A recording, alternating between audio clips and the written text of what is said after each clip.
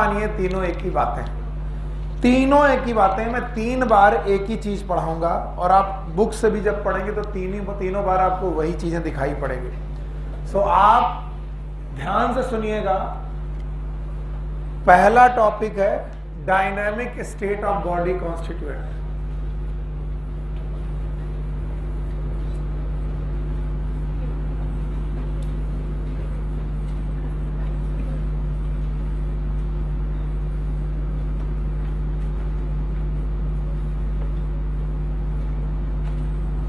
आगे लिखा होगा द कॉन्सेप्ट ऑफ मेटाबॉलिज्म। देखो पहले टॉपिक का पूरा नाम जो लोग मुझे बता देंगे मैं समझ जाऊंगा आपने एनसीईआरटी ओपन की है। आपने एनसीईआरटी ओपन किया है? बताओ क्या लिखा हुआ है? Dynamic state of body. आगे क्या लिखा है? Concept of metabolism. अब जरा दूसरे टॉपिक का नाम बताओ। Metabolic basis of living. तो अगर ये मेटाबॉलिज्म है तो दूसरा भी, और तीसरे पॉइंट का नाम लिविंग स्टेट। इस दुनिया में जो भी जिंदा है क्या उसे मेटाबॉलिज्म करनी पड़ेगी? yes. तो तीनों टॉपिक अलग अलग है कि सेम? छोटे छोटे डिफरेंसेस हैं, इसलिए मैं एक एक टॉपिक को आसानी से, ताकि आप घर जाओ तो पैराग्राफ आपको समझ में आ जाए, बस इतना मेरा काम है। वैसे तीनों टॉपिक एक ही है। First of all dynamic state. Dynamic state वो होती है जो कॉन्टिन्यूअस चलने वाली स्टेट होती है। रुकी हुई है कि चलती हुई? तो ये बताने की कोशिश कर रहे हैं कि हमारी बॉडी में जितनी भी रिएक्शन है वो स्टॉप है कि बेटा और हमेशा चल रही है। उस डायनेमिक स्टेट को समझाने के लिए बोलते हैं कि अगर आप दुनिया के किसी भी लिविंग ऑर्गेनिज्म की बात करो, चलो हम लोग चालू करते हैं। किसी भी लिविंग ऑर्गेनिज्म की बात करो, मैं किसी की लिविंग ऑर्गेनिज्म की बात क्यों करता हूं? मैं सारे कर लेता हूं। 5 किंगडम याद है? पहला कौन? Monera,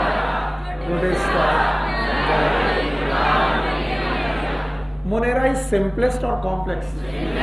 and it is complex. क्या मोनेरा में बैक्टीरिया आते हैं? बोलते चाहे वो बैक्टीरिया हो, चाहे वो प्रोटोजोआ हो, प्रोटिस्टा में प्रोटोजोआ आते हैं, और चाहे वो एनिमल हो, चाहे वो प्लांट हो, चाहे वो फंजाई हो, सिंपलेस्ट से सिंपलेस्ट एनिमल हो या कॉम्प्लेक्स से कॉम्प्लेक्स एनिमल हो, सिंपलेस्ट से सिंपलेस्ट ऑर्गेनिज्म हो या कॉम्प्लेक्स से कॉम्प्लेक्स ऑर्गेनिज्म हो, इस दुनिया में हर ऑर्गेनिज्म के पास सर्टेन बायोमॉलिक्यूल है, सर्टेन कंपाउंड्स हैं।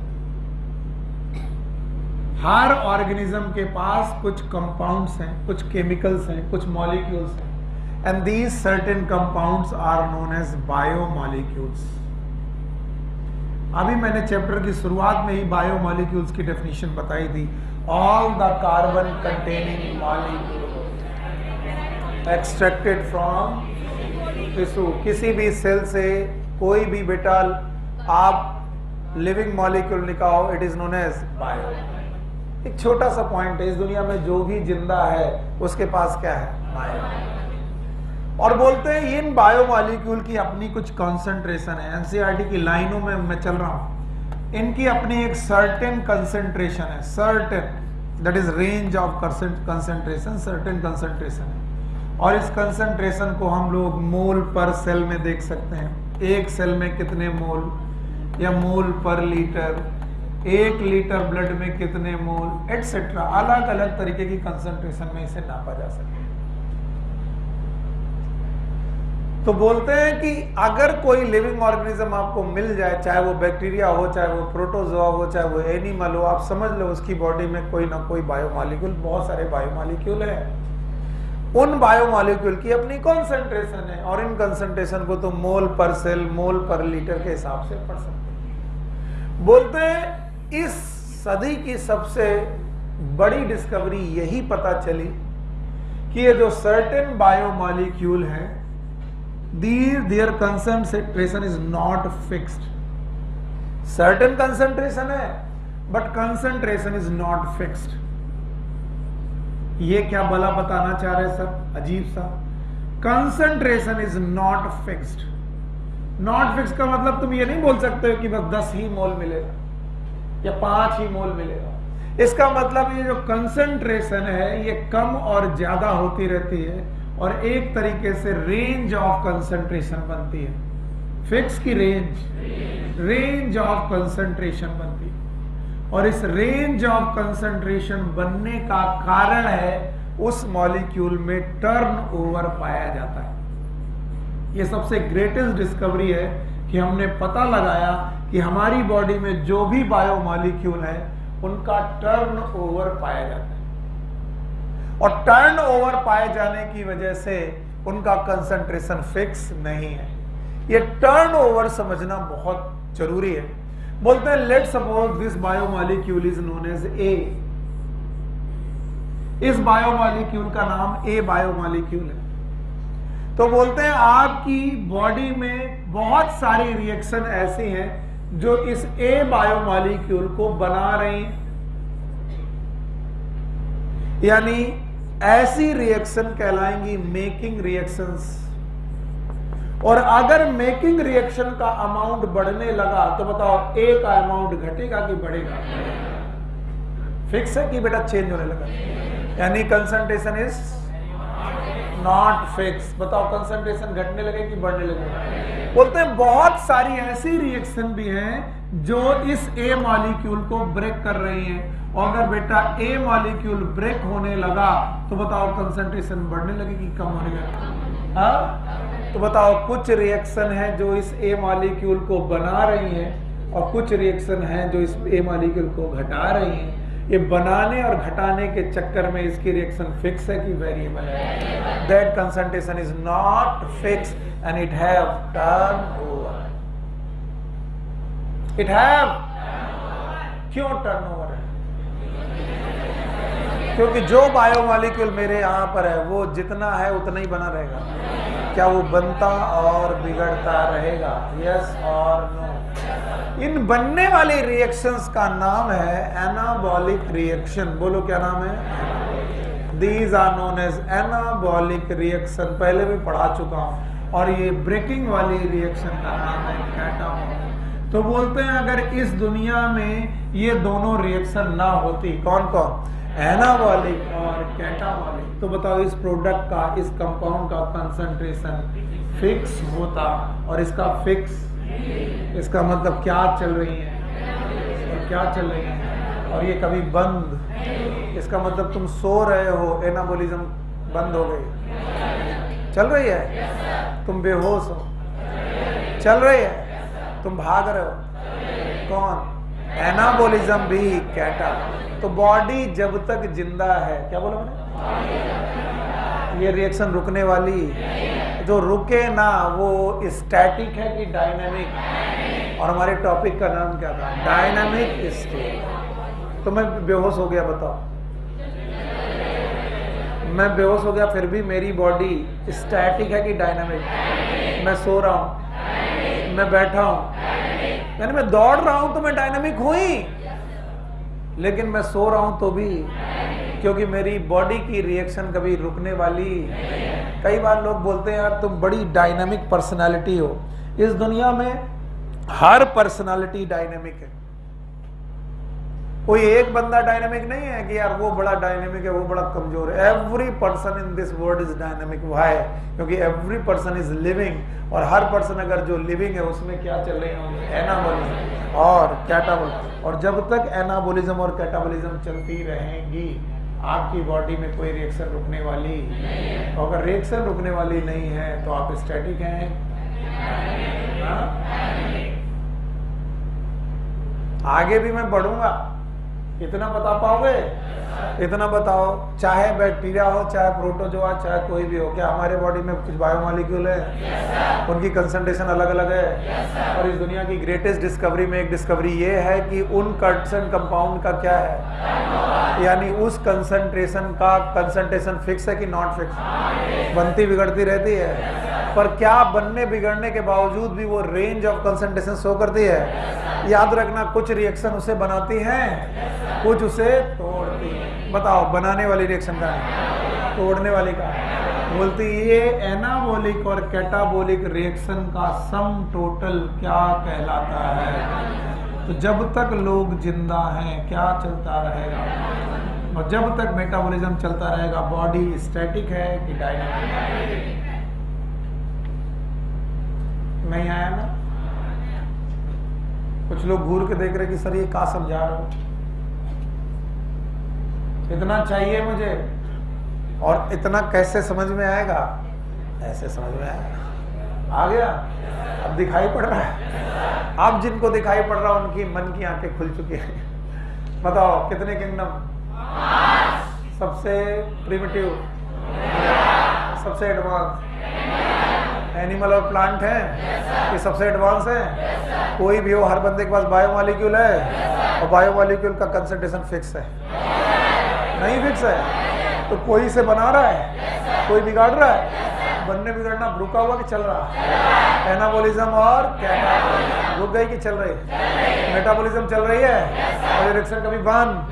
जब तक आप जिंदा है मेटाबॉलिज्म बंद, और इसका मतलब बॉडी स्टैटिक है कि डायनामिक? बोलते हैं कुछ मेटाबॉलिक रिएक्शन के उदाहरण बताइए सर। अब मैं उदाहरण बहुत ले सकता हूं, लेकिन मैं एनसीईआरटी का भक्त हूं, तो एनसीईआरटी में जो मेटाबॉलिक रिएक्शन के उदाहरण दिए अंडरलाइन कर लीजिएगा। उन्होंने कहा कि एक अमीनो एसिड ले लो, ले लिया NH2CCOH और H और R, और बोलते हैं इसे CO2 निकाल दो, CO2 निकाल दो, रिमूवल ऑफ CO2। अगर तुमने इसे CO2 निकाल दिया तो क्या बन जाएगा? मैं ही देखता हूं, NH2, अब इधर बचेगा C, और ये बनेगा H, और एक H ये, ओके, CH2 करना, और ये बनेगा R, तो मतलब NH2 CH2। इसको H को यहां पर लेना पड़ेगा। बताओ ये क्या बना? अमीन बन गया। अगर मैं अमीनो एसिड से, सॉरी, अगर मैं अमीनो एसिड से क्या निकाल दूं? CO2, तो वो किस में कन्वर्ट हो जाएगा? अच्छा बताओ, अगर ये रिएक्शन चले, ध्यान से सुनना, अगर ये रिएक्शन चले तो ये रहा फॉरवर्ड बायस्ड और ये रहा बैकवर्ड बायस्ड। अगर ये फॉरवर्ड चले तो क्या कम होने लगेगा? अरे ये सबस्ट्रेट हुआ, ये प्रोडक्ट हुआ। क्या करते रहते हो? ये अगर रिएक्शन फॉरवर्ड जा रही तो ये सबस्ट्रेट और वो प्रोडक्ट हुआ। तो बताओ अगर मैं इसे CO2 निकालता जाऊं तो इसका अमाउंट कम होगा, क्योंकि ये बचेगा नहीं। क्या बनाने लगेगा? अमीन। तो अमीन ग्रुप बनने लगेंगे कब? जब फॉरवर्ड की बैकवर्ड। तो अगर रिएक्शन फॉरवर्ड होने लगी तो बताओ किसका कंसंट्रेशन बढ़ेगा? अमीन। किसका कम होगा? कि रुकेगा कि नहीं रुकेगा? चलता रहेगा? सर अभी कुछ नहीं आया। ऐसे ही उन्होंने बोला है कि तुम सर अमीनो ग्रुप रिमूव कर सकते हो। You can remove amino group from amino acid, नहीं, फ्रॉम न्यूक्लियोटाइड। निकालते रहो। बहुत सारी रिएक्शंस हैं।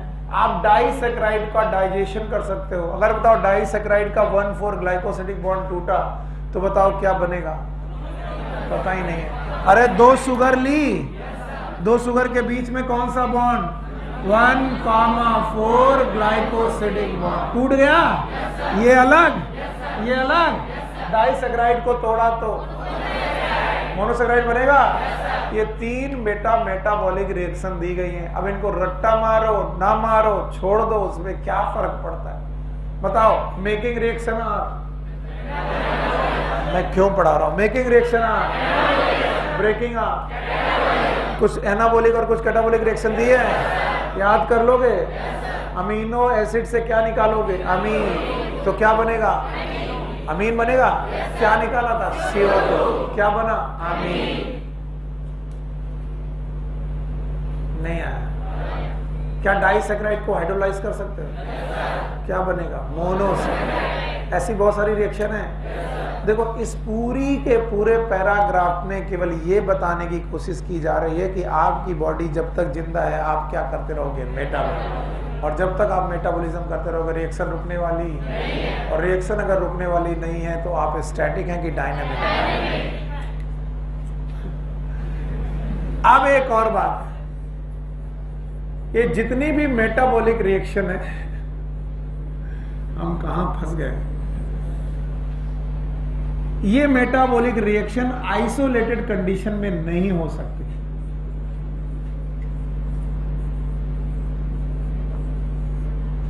ये नहीं होती आइसोलेटेड कंडीशन में, नॉट हैपन। कोई एक रिएक्शन अकेले आपकी बॉडी में चले ऐसा नहीं हो। सो रहे हाँ, तो कभी कोई एक रिएक्शन आपकी बॉडी में चले ऐसा नहीं होता। These reaction are linked reaction. मान लो ए मॉलिक्यूल एक एक्स नाम वाली रिएक्शन से भी बन रहा, वाई वाली रिएक्शन से भी ए मॉलिक्यूल बन रहा, Z वाली रिएक्शन से भी ए मॉलिक्यूल बन रहा। तो बताओ यहां एक रिएक्शन है कि लिंक्ड रिएक्शन? तो याद रखना, metabolic reaction are not isolated but these are linked reaction. और जितनी भी लिंक्ड रिएक्शन है ये एक तरीके का पाथवे क्रिएट करते हैं। क्या क्रिएट करते हैं? पाथवे। और ये पाथवे कहलाते हैं मेटाबॉलिक पाथवे। जानबूझ के टीचर को कुछ गजब उल्टी सीधी बातें करनी पड़ती हैं। These are known as metabolic pathway, in which some pathways are linear. कैसे बेटा? Linear. And some pathways are cyclical. बोलो क्या? Cyclical. जैसे चित्रांश बाबू अभी अभी मोबाइल में एक साइक्लिकल पाथवे की बात कर रहे थे। पढ़ो, खड़े हो, खड़े हो जाओ। कौन सा साइकिल थी? Krebs cycle. बोले कौन सा साइकिल? तो बताओ, क्रेब साइकिल में एक रिएक्शन है कि मैनी? और सारी रिएक्शन एक दूसरे से लिंक है और एक साइकिल बन रही। साइकिल का नाम क्रेब साइकिल। इसी तरीके से C3 साइकिल, नाम सुने हो? और C4। जब ये आएंगी तो तुम्हें समझ में भी आ जाएंगी। बस मैं तुम्हें बताना चाह रहा हूं, क्रेब साइकिल में एक रिएक्शन होगी कि मैनी? C3 में एक की मैनी, C4 में एक की मैनी। तो बताओ, एक रिएक्शन की मैनी और सारी की सारी लिंक। इसी तरह ग्लाइकोलिसिस, बैठ जाओ बेटा, ग्लूकोज से बनाते हैं पायरुविक एसिड। फिर से बोलो, ग्लूकोज से कितने step?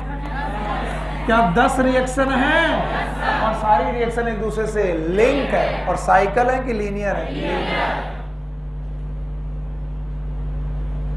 Reaction can be cyclical, can be linear, पर दो ही प्रकार की, या तो एनाबोलिज्म, या तो बिल्डिंग अप, या तो नहीं आया। चलो हटा दें इसे। अच्छा बताओ, रिएक्शन जितनी भी चल रही हैं वो आइसोलेटेड में कि लिंक में? और लिंक रिएक्शन कितने प्रकार की? एक लीनियर और एक साइक्लिकल। पक्का? और वो एक अजीब बात कहते हैं कि जैसे ट्रैफिक पाथवेज होते हैं, ट्रैफिक पाथवेज,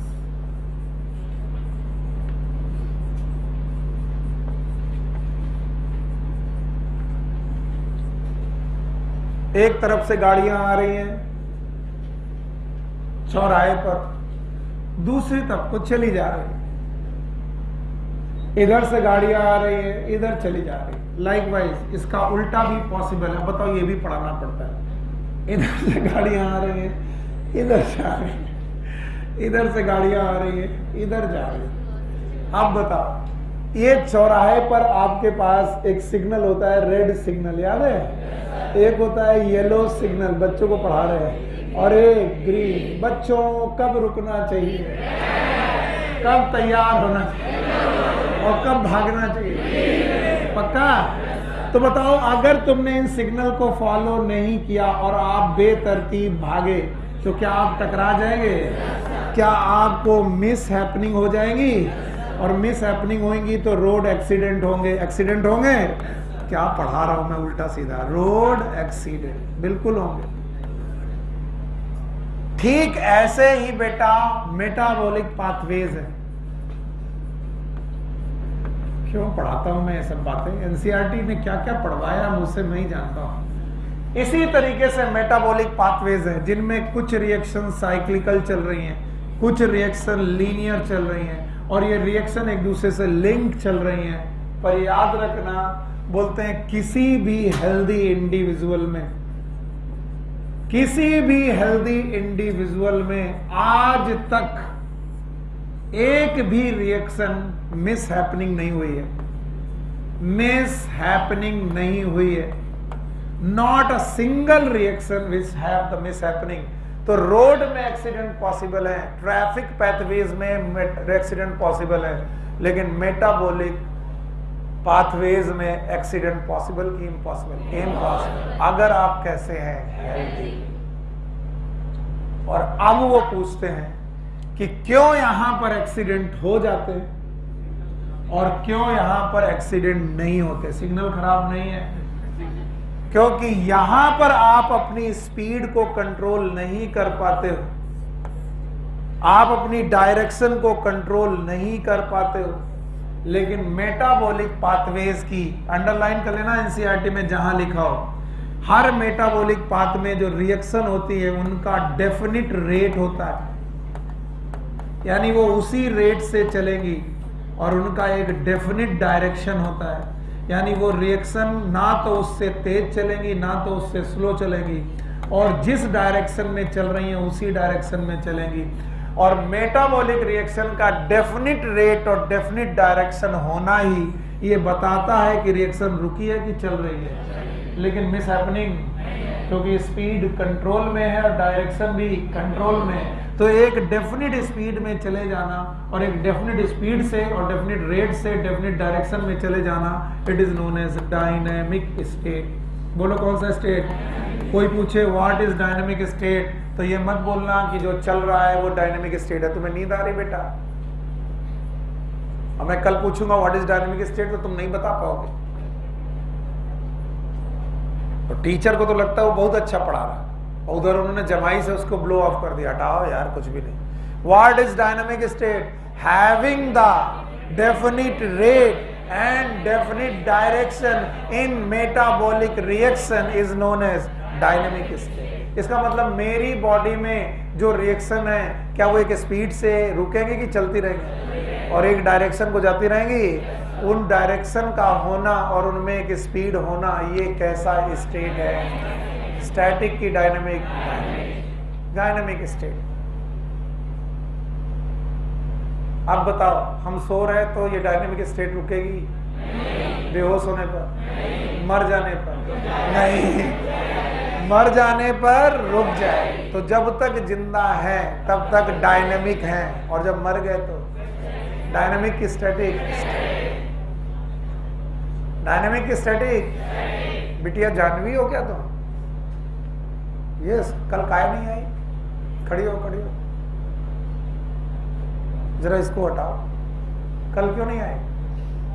फीवर था, अभी ठीक हो गया? बाप रे बाप, अभी भी फीवर है? बेटी आप कोरोना चेक कराओ। हाँ? आता है फिर चला जाता है? क्या चाहती हो, आए और रुके? जब अगली बार बुखार आए तो चाय पानी कराओ उसे। बैठो बैठो। हम देखो क्या पढ़ा रहे हैं। जानवी कभी कभी फोन करती, सर आप कल क्या पढ़ा रहे थे, समझी में नहीं आ रहा। अब आप बताना पड़ेगा हमने क्या क्या पढ़ाया। जो मैंने अभी पढ़ाया है उसमें मैंने पढ़ाया स्टैटिक स्टेट की डायनेमिक स्टेट। बॉडी के अंदर रुका है कि चल रहा है? क्या चल रहा है? मोटर गाड़ी। मोटर गाड़ी की पाथवेज, इन्हें मेटाबॉलिक पाथवे बोलते हैं। ये रिएक्शंस हैं जिनका डेफिनेट रेट है, डेफिनेट डायरेक्शन है। ये कभी रुकने वाला जब तक हम जिंदा। यस और नो? ये दो प्रकार के पाथवे हो सकते हैं, या तो लीनियर या तो साइक्लिकल। पक्का? एक और बात है इन पाथवेज में, every reaction in pathways, every reaction in this pathways, कौन से pathways? Metabolic pathways. Every reaction in this pathways is a catalyzed reaction.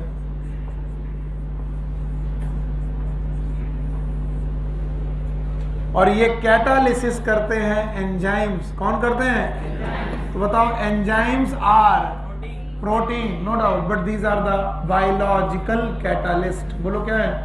Biological catalyst. तो आपकी बॉडी में जितनी भी रिएक्शन चल रही हैं बिना एंजाइम के चल सकते हैं कि नहीं? और ये एंजाइम उन रिएक्शन के रेट को बढ़ाते हैं, घटाते हैं कि बढ़ाते हैं?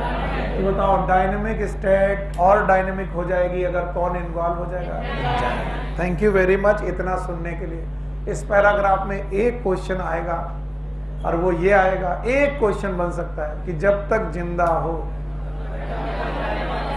तब तक आपकी बॉडी के अंदर कुछ रुकने वाला नहीं है। बस यही आएगा।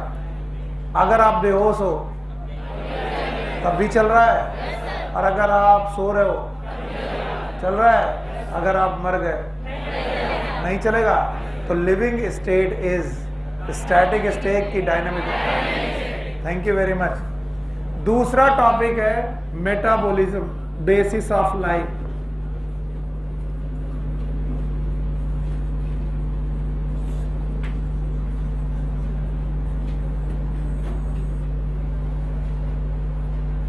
खड़े हो बेटा।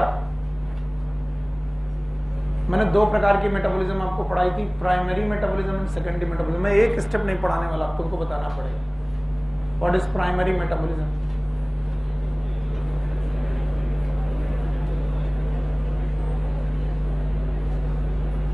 इस वजह से टीचर को आप फॉर ग्रांटेड लेते हो।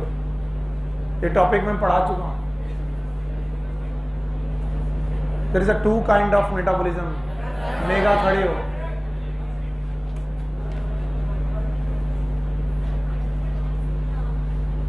Metabolism are of two type, one is primary. चलो बहुत बहुत धन्यवाद कि किसी को याद आया। दूसरा मेगा। प्राइमरी को प्राइमरी क्यों कहते हैं? एक minute, why it is not primary metabolism? ये अगर ना हो तो बॉडी, दुनिया में हर बंदा ये मेटाबॉलिज्म करता है। It is known as sum total of all chemical. पढ़ाने के बाद दोबारा पढ़ा रहा हूं और ये हालत है। दो प्रकार की हैं, एक का नाम एनाबॉलिज्म, फिर से वही चैप्टर पढ़ा रहा हूं, फिर से वही टॉपिक पढ़ा रहा हूं। दूसरे का नाम कैटाबॉलिज्म है, which one is building up. ऐसे पढ़ाया था, तुमको याद आएगा। इसमें छोटे छोटे सिंपल मॉलिक्यूल, याद आया क्या बनाते हैं? Complex molecule. ये क्या है? सबस्ट्रेट। ये क्या है? प्रोडक्ट। बताओ, यहां पर प्रोडक्ट सिंपल की कॉम्प्लेक्स, और यहां पर कॉम्प्लेक्स मॉलिक्यूल था, टूटता था। सिंपल की कॉम्प्लेक्स, सिंपल। हाँ, अब की बार ये सबस्ट्रेट और ये। बताओ, ये एनाबॉलिज्म की कैटाबॉलिज्म? ये सब पढ़ाने के बाद मैंने इसका नाम रखा था बिल्डिंग अप। बोलो क्या नाम?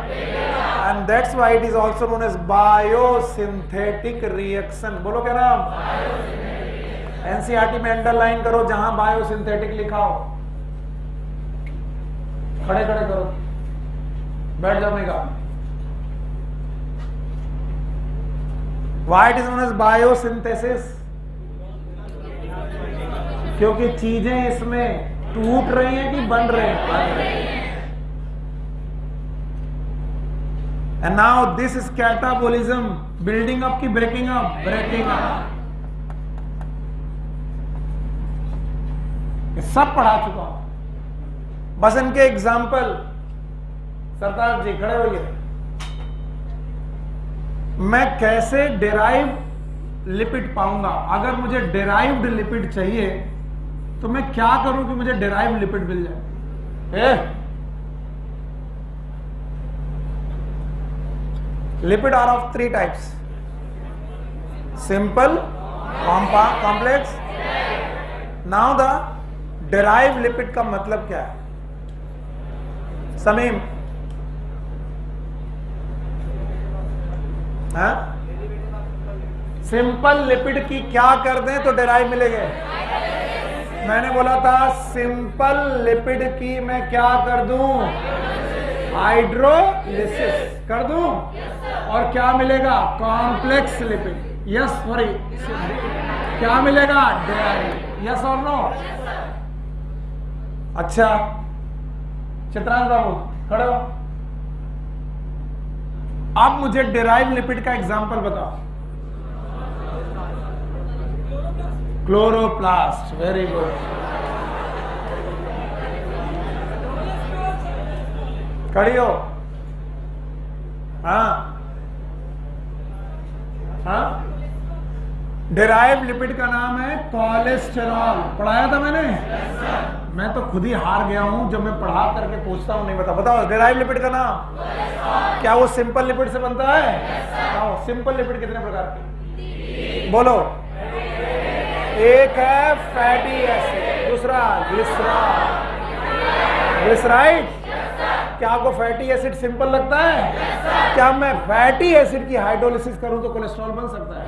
फैटी एसिड सिंपल की कॉम्प्लेक्स, और ये कॉम्प्लेक्स डिराइव्ड है लेकिन कॉम्प्लेक्स है। बताओ बिल्डिंग अप की ब्रेकिंग अप? फैटी एसिड से कोलेस्ट्रॉल बनना इज एनाबॉलिज्म की कैटाबॉलिज्म? और अभी सबके सब लोग अंडरलाइन करो, यहां पर एक फैटी एसिड का नाम दिया है एसिटिक एसिड CH3COOH, और बोलते हैं CH3COH की हाइड्रोलिसिस करने पर कोलेस्ट्रॉल बन जाता है, and that's why CH3COH is considered as fatty acid, simplest fatty acid. बैठो। सिंपलेस्ट फैटी एसिड में कितने कार्बन? भूल गए? मैंने बताया था R में कितना कार्बन? 1 से 19। मैं सच बता रहा हूं, यूजलेस क्लासेस पढ़ा रहा हूं मैं, यूजलेस। और अब केवल और केवल घेर करके कमरा बंद करके मारने का समय आ गया। अब तक तुम पढ़ोगे। टीचर झल्लाता है इसलिए कि इन सब चीजों में तुमको मैंने 10 बार बोला है, और इनसे मैं उम्मीद रखूंगा कि एग्जाम में हमको पास करके नीट में 600 नंबर देंगे।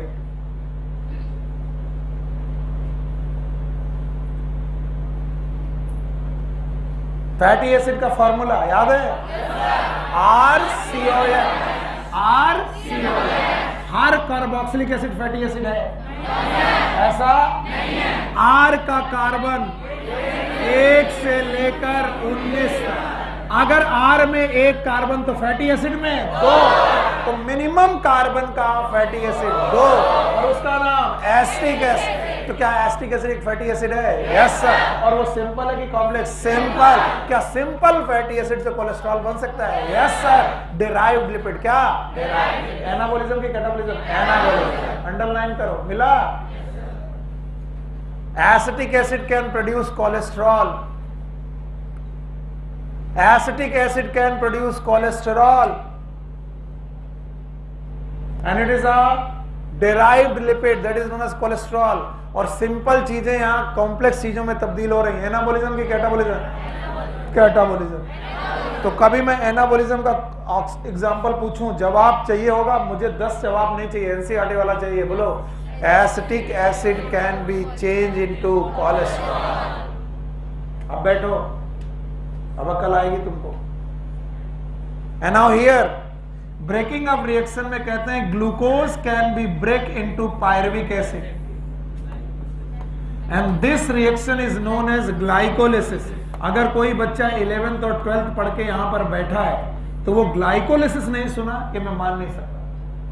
ग्लूकोज को पायरुविक एसिड तोड़ने में 10 स्टेप चाहिए। कितने? 10। और हर स्टेप में कॉम्प्लेक्स चीजें सिंपल चीजों में टूटती हैं, यानी बड़े बड़े मॉलिक्यूल छोटे छोटे मॉलिक्यूल में टूटते हैं। इट इज मेटाबॉलिज्म, एनाबॉलिज्म की कैटाबॉलिज्म। तो यहाँ 2 एग्जाम्पल दिए हैं बस इस पैराग्राफ में, और कुछ नहीं मिलेगा। 2 एग्जाम्पल दिए, वन इज एनाबॉलिज्म, दूसरा कैटाबॉलिज्म। एनाबॉलिज्म का एग्जाम्पल एसिटिक एसिड से कोलेस्ट्रॉल बनना, इट इज एनाबॉलिज्म। और बताओ पायरुविक एसिड का बनना ग्लूकोज, इट इज कैटाबॉलिज्म। अब एक और बात, शायद तुम्हारी केमिस्ट्री मेरे से बहुत अच्छी है, इस वजह से जवाब देना। जितनी बिल्डिंग ऑफ रिएक्शन है, जितने छोटे छोटे मॉलिक्यूल से बड़ा मॉलिक्यूल बनाने वाली रिएक्शंस हैं, दे विल रिक्वायर एनर्जी।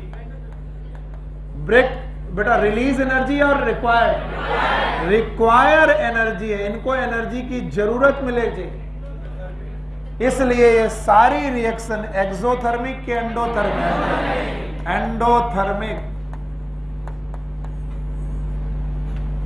और जितनी ब्रेकिंग ऑफ रिएक्शन है दे विल रिलीज एनर्जी। बड़े मॉलिक्यूल को छोटे मॉलिक्यूल में तोड़ो, ये एनर्जी को रिलीज करेंगी। अगर रिलीज कर रही है एनर्जी, इट इज एंडोथर्मिक के एक्सोथर्मिक। तो किसमें एनर्जी निकलेगी? अरे एनाबॉलिज्म की कैटाबॉलिज्म, और किसमें एनर्जी चाहिए?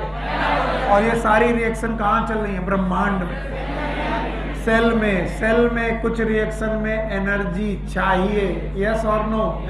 और कुछ रिएक्शन में एनर्जी निकलेगी, यस और नो? अब बताओ, जो एनर्जी निकल रही है वही एनर्जी यूज हो रही है।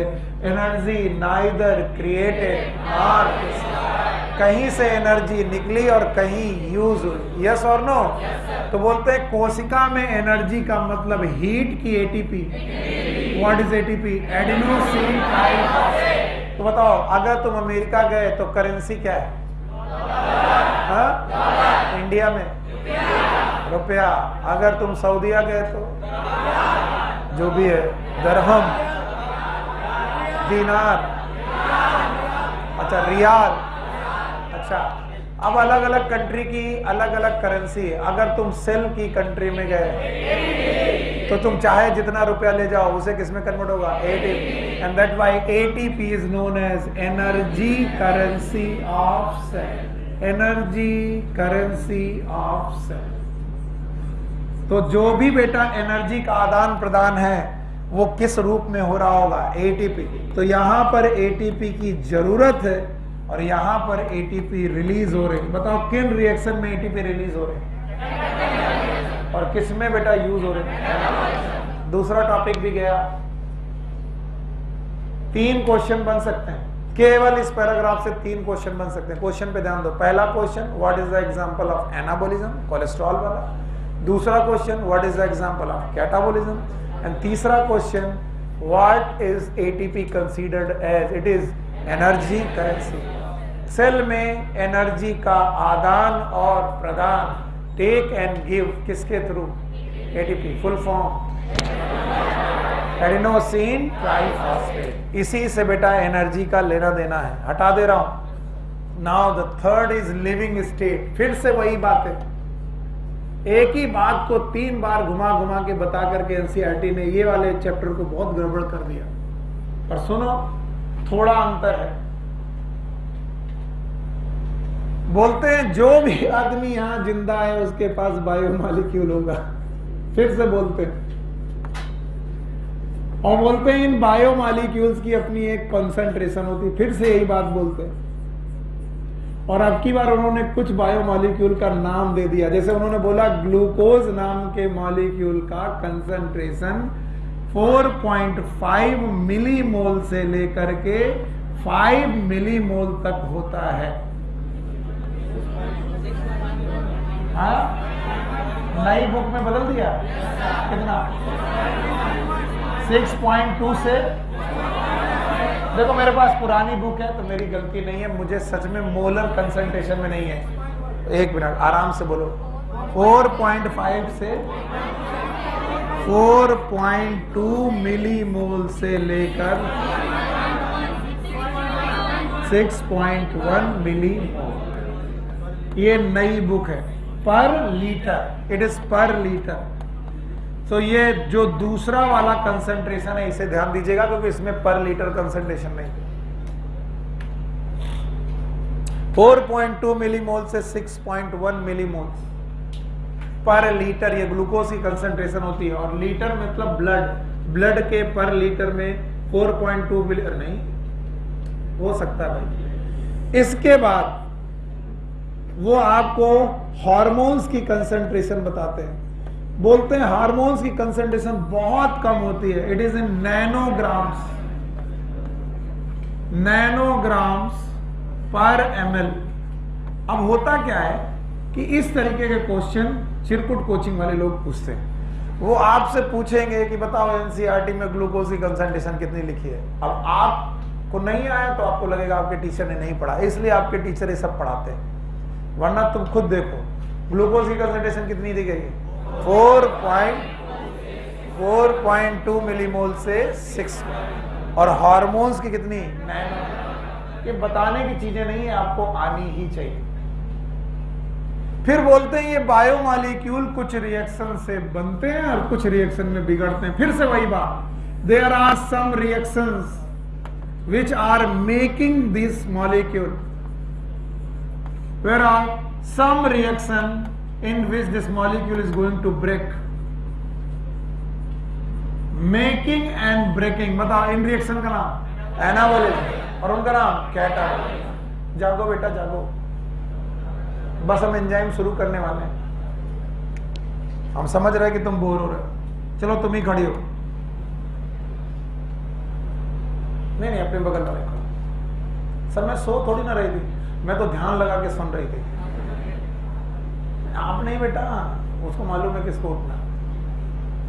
बिटिया अगर मान लीजिए एक एक्स कंपाउंड है, उसने ए मॉलिक्यूल को बनाया है और ए मॉलिक्यूल वाई कंपाउंड में टूट रहा है, तो एक्स ए बना रहा है, इट इज,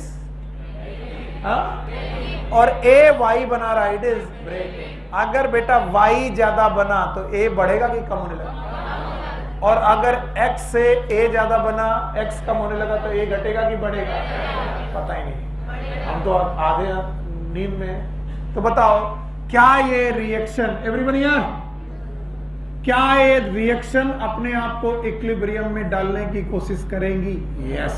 ध्यान सुनना, इस दुनिया की हर रिएक्शन चाहती है कि वो इक्विलिब्रियम में चली जाए, यानी मेकिंग और ब्रेकिंग रिएक्शन इक्विलिब्रियम में चली जाए। लेकिन बच्चा मेरा क्वेश्चन ये है कि अगर कोई भी रिएक्शन इक्विलिब्रियम में गई तो what will be the net work done? तुमको पूछा गया था क्या? अब बैठ जाओ, बता ही दिया इन लोगों ने। अगर कोई भी रिएक्शन इक्विलिब्रियम में गई तो नेटवर्क डन जीरो, और जीरो का मतलब है आपकी बॉडी कोई काम, यानी नो वर्क। और अगर आप काम नहीं कर रहे हैं तो डायनेमिक, और डायनेमिक नहीं है तो जिंदा है कि मर गए? मर गए। इसका मतलब आपकी बॉडी की जितनी रिएक्शन है वो इक्विलिब्रियम में जाने की कोशिश कर रही है, लेकिन जाने मत देना, नहीं पल्ले पड़ा, जाने मत देना, क्योंकि वो अगर इक्विलिब्रियम में चली गई तो नेटवर्क डन हो जाएगा जीरो, और आप हो जाएंगे काइनेटिक की स्टैटिक। और अगर वर्क डन नहीं तो जिंदा है कि मर गए? वर्क डन नहीं है बॉडी में, हार्ट काम, लंग्स काम, किडनी काम, बोन मैरो काम, इनफैक्ट आप काम, और इसका मतलब जिंदा है कि मर गए? इसका मतलब जो रिएक्शन इक्विलिब्रियम में जा रही है उन्हें जाने दिया जाए कि रोका जाए? तो बोलते हैं living state is nothing but it is an effort. ये एक प्रयास है to prevent equilibrium in the reaction.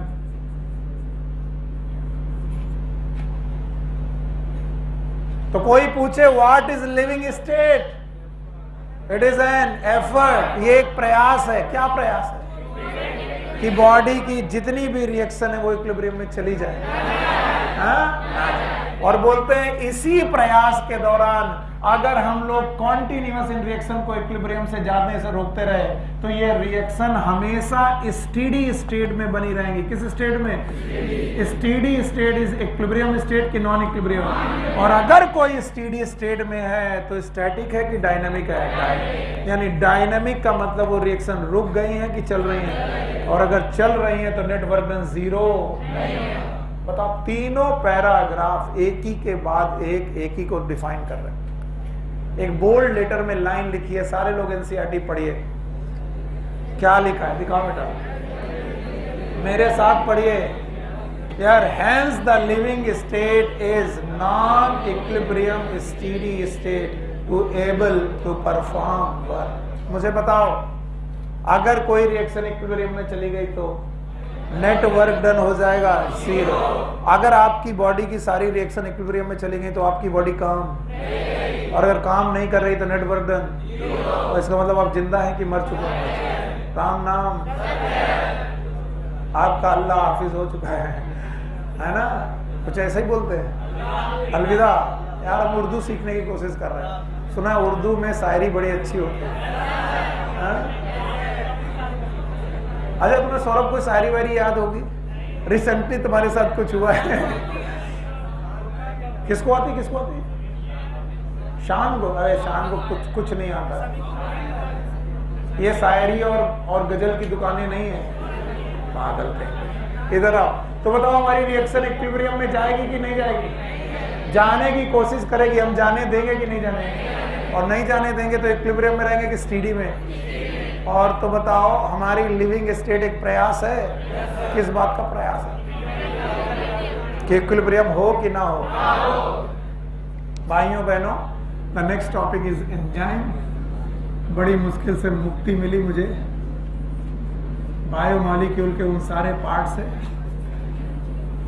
Now the conceptual part is on, known as enzyme. मुझे पढ़ा दिया, कुछ नहीं छोड़ा हमने। मम्मी कसम में कुछ नहीं छोड़ता। वो कह रही ये छोड़ दिया, ये कह रही कि ये पढ़ाया कि नहीं पढ़ाया।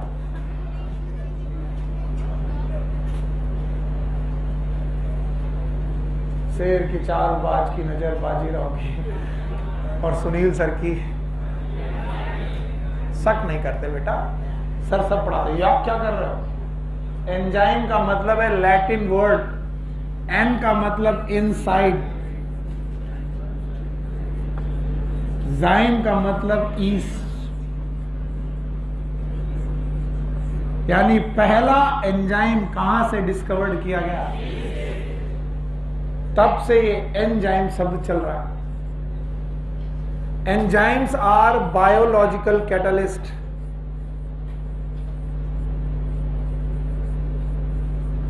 ये बायोलॉजिकल कैटलिस्ट है which increase the rate of reaction.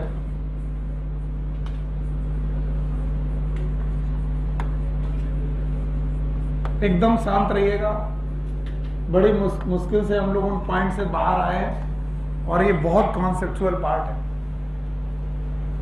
तो जब भी कोई पूछा जाए, एंजाइम एक लैटिन वर्ड है जिसमें एन का मतलब इनसाइड, जाइम का मतलब ईस्ट। पहला एंजाइम ईस्ट से निकाला गया था, दैट्स वाई तब से लेकर आज तक हम लोग एंजाइम नाम ले रहे हैं। पर जरूरी नहीं है कि दुनिया का हर एंजाइम ईस्ट से निकाला जाए। तो ये अच्छा नाम है कि मिसनॉमर? दूसरा point, enzymes are biological catalyst. ये कैटालिस्ट की तरह काम करते हैं। कैटालिस्ट वो होते हैं जो रेट ऑफ रिएक्शन को बढ़ाते हैं। खैर, ऑल एंजाइम्स आर प्रोटीन। अगला पॉइंट है, ऑल एंजाइम्स आर प्रोटीन।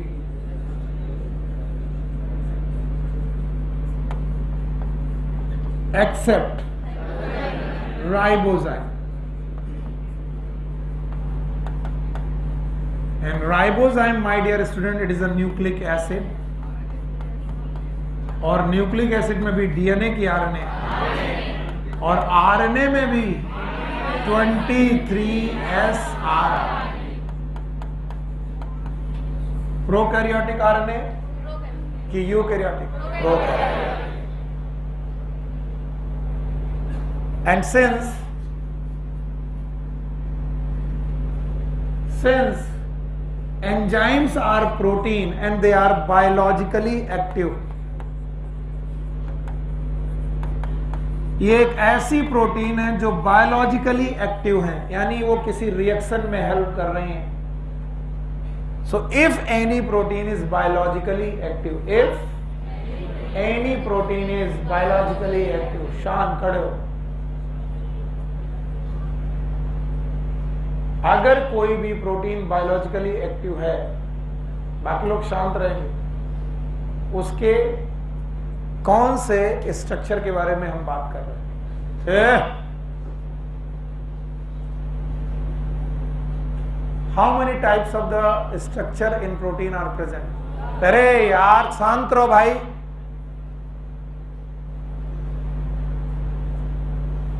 आप प्रोटीन में कितने स्ट्रक्चर समझते हो? क्वाटरनरी। अब बताइए, अगर कोई बायोलॉजिकली एक्टिव प्रोटीन मिल गई तो आपको कम से कम कौन सा स्ट्रक्चर मिलेगा? क्वाटरनरी। शाबाश, सही बोल रहे।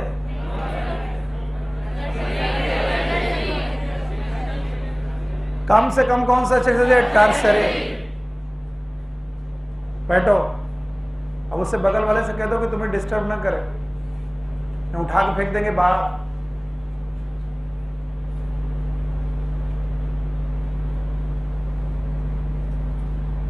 ऑल एंजाइम्स आर प्रोटीन, इसमें कोई डाउट नहीं। लेकिन एंजाइम अगर प्रोटीन है तो प्रोटीन तो बहुत तरीके के हो सकते हैं, प्राइमरी, सेकेंडरी, टर्सरी। अगर प्राइमरी हुई तो लीनियर है, एक तरफ एन टर्मिनल और एक तरफ सी टर्मिनल बॉन्ड। अगर सेकेंडरी हुई तो ये हेलिकल हो सकती है या सीट लाइक हो सकती है, एक तरफ एन टर्मिनल और एक तरफ। यहां पर कौन से बॉन्ड? यहां पेप्टाइड बॉन्ड साथ में। अगर इनमें भी फोल्ड हो गया तो ये वुलन बॉल लाइक हो सकती है। ऐसी वुलन बॉल लाइक हो सकती है। प्राइमरी, सेकेंडरी की टर्सरी? एक कौन सा? एन और एक सी। कितने बॉन्ड? तीनों याद है? पेप्टाइड बॉन्ड हो गए, हाइड्रोजन बॉन्ड हो गए, डाइसल्फाइड बॉन्ड हो गए। ला बेटा स्टॉल दो। सी, ध्यान से, अगर मैं इस लीनियर प्रोटीन की बारे में बात कर रहा हूं तो मेरे साथ सारे लोग इसकी बारे में बात करें और मुझे बताने की कोशिश करें मैं क्या समझा रहा हूं। अगर मैं इस लीनियर प्रोटीन की बात कर रहा हूं, इट इज प्राइमरी की सेकेंडरी? अब बताओ। और अब अगर ये वुलन बॉल जैसा हो गया, टर्सरी। टर्सरी बनाते वक्त कुछ पॉकेट छूट गए। क्या छूट गए? पॉकेट। और ये पॉकेट 2 डायमेंशनल की 3 डायमेंशनल? फिर से बोलो। अगर ये पॉकेट ना हो, अगर ये मार्कर, अगर ये पॉकेट ना हो तो इनमें सबस्ट्रेट अटैच होगा। अगर सबस्ट्रेट अटैच नहीं हुआ तो प्रोडक्ट में चेंज। तो याद रखना, we need some 3 dimensional spaces, some and which is possible in primary structure, secondary structure, only possible in tertiary. अगर प्रोटीन टर्सरी ना होती तो पॉकेट यहां पर नहीं बनती, और इन्हीं पॉकेट का नाम है एक्टिव साइट्स। बोलो। और इन्हीं एक्टिव साइट पे आके कौन अटैच होगा? सबस्ट्रेट। और सबस्ट्रेट किस में कन्वर्ट होगा? So why we need at least tertiary structure? Shyam Babu, क्यों हमें कम से कम टर्सरी स्ट्रक्चर चाहिए? क्योंकि प्राइमरी स्ट्रक्चर में एक्टिव साइट पॉसिबल है नहीं? पॉसिबल है, क्योंकि पॉकेट कैसा स्ट्रक्चर है? 2D की 3D? और प्राइमरी स्ट्रक्चर 1D, तो 1D में 3D स्ट्रक्चर पॉसिबल। इसके बाद सेकेंडरी स्ट्रक्चर में भी पॉकेट पॉसिबल, केवल किस में पॉसिबल है? और ये जो पॉकेट बनी है, याद रखना, ये सेल्फ फोल्डिंग ऑफ प्रोटीन की बनी है। और सेल्फ फोल्डिंग ऑफ प्रोटीन में कौन से बॉन्ड बने? Hydrogen bond. फिर से बोलो। अब सुनो, जैसे ही तुमने टर्सरी स्ट्रक्चर बनाने की कोशिश की, बुक बोलती है टर्सरी स्ट्रक्चर के बीच बीच में कुछ पॉकेट्स छूट जाती हैं, like this, and these pocket, book ने लिखा स्रेवाइसिस, पॉकेट या फिर स्रेवाइसिस छूट जाते हैं। और यही पॉकेट या स्रेवाइसिस जो हैं, they act like a active site. So कल अगर मैं पूछूं व्हाट इज एक्टिव साइट तो मत बता पाना। Active site are 1 dimensional space की 3 dimensional. Active site are 3 dimensional space present in enzyme. और इन्हीं 3 डायमेंशनल स्पेस में सबस्ट्रेटम आकर अटैच होगा, और सबस्ट्रेटम किसमें कन्वर्ट होगा? प्रोडक्ट। सबस्ट्रेट प्रोडक्ट में कन्वर्ट होगा। अगर एक्टिव साइट नहीं होती बच्चे तो 3 डायमेंशनल स्पेस होता कि नहीं होता? और 3 डायमेंशनल स्पेस होने के लिए प्राइमरी स्ट्रक्चर, सेकेंडरी की टर्सरी। अब काम की बात सुनो, जो ये टर्सरी स्ट्रक्चर बने हैं, एवरीवन हियर, इन टर्सरी स्ट्रक्चर में को स्टेबल करने के लिए one bond is known as hydrogen bond. भूल गए आप लोग को मैंने पढ़ाया था। बताओ टर्सरी स्ट्रक्चर में कितने बॉन्ड? 3। एक कौन? Peptide bond. जब तक चेन है, कौन से बॉन्ड? चेन को स्टेबल करने के लिए हाइड्रोजन बॉन्ड। और तो टर्सरी में पेप्टाइड बॉन्ड है, हाइड्रोजन बॉन्ड है, डाइसल्फाइड बॉन्ड है। इनके 3D स्ट्रक्चर को मेंटेन किसने किया है? Hydrogen bond. फिर से बोलो, इनके 1D स्ट्रक्चर को पेप्टाइड बॉन्ड। और बताओ टर्सरी और सेकेंडरी स्ट्रक्चर कौन? Hydrogen. And these are the weak bond. कैसे बॉन्ड? Weak bond. स्ट्रॉन्ग की वीक। और याद रखना, वीक बॉन्ड जल्दी टूट जाते हैं। इसलिए अगर तुमने एंजाइम को हाई टेम्परेचर पे रखा, सुन लो बेटा, मेरी भी सुन लो, शायद काम आ जाए। अगर तुमने एंजाइम को हाई टेम्परेचर पे रखा तो कौन बॉन्ड टूटेंगे? और अगर हाइड्रोजन बॉन्ड टूटे तो बताओ तुम्हारा जो टर्सरी स्ट्रक्चर है वो स्टेबल होगा कि अनस्टेबल? टर्सरी टूट जाएगा सेकेंडरी में, और सेकेंडरी किसमें? नहीं आया। बताओ क्या टूटे? क्या टूटे? हाइड्रोजन बॉन्ड टूटने से टर्सरी स्ट्रक्चर किसमें कन्वर्ट हो और सेकेंडरी किसमें? प्राइमरी बॉन्ड में अभी भी कौन से बॉन्ड है? पेप्टाइड। प्रोटीन नहीं टूटी है, याद रखना, प्रोटीन टूटी पर उसका नेचर वही रहा कि बदल रहा। इसको बोलते हैं डीनेचुरेशन। बोलो क्या नाम? तो बताओ टेम्परेचर बढ़ाने पर एंजाइम बचेगा कि डीनेचर हो जाएगा? डीनेचर का मतलब वो 3D रहेगा कि 2D और 1D हो जाएगा? 2D और 1D। अगर 2D 1D होगा तो एक्टिव साइट बचेगी कि नहीं बचेगी? और अगर एक्टिव साइट नहीं बचेगी तो एंजाइम एक्टिव की इनएक्टिव? तो टेम्परेचर बढ़ाने पर, मेरे क्वेश्चन का जवाब दो, टेम्परेचर बढ़ाने पर एंजाइम का क्या होता है? और उनकी एक्टिव साइट बचेगी कि नहीं बचेगी? और अगर एक्टिव साइट नहीं बचेगी तो सबस्ट्रेट अटैच। तो बताओ अगर कोई डीनेचुरेशन हो गया तो एंजाइम एक्टिव की इनएक्टिव? तो बताओ एंजाइम हाई टेम्परेचर पे काम कर पाते हैं? फिर से एक बार, है ना? बिल्कुल नहीं आया समझ में। इसीलिए बोलते हैं कि कॉन्सेप्चुअल बातें हैं, इनको ध्यान से सुनो। एक बार और ध्यान से सुनो। ऑल एंजाइम्स आर एक्सेप्ट, और मुझे बताया गया प्रोटीन के 4 स्ट्रक्चर। शान बाबू ने बताने की कोशिश की लेकिन इन्हें कुछ नहीं आया। हमें बताया गया प्रोटीन के कुछ प्राइमरी स्ट्रक्चर होते हैं जिनमें एक तरफ N और एक तरफ C।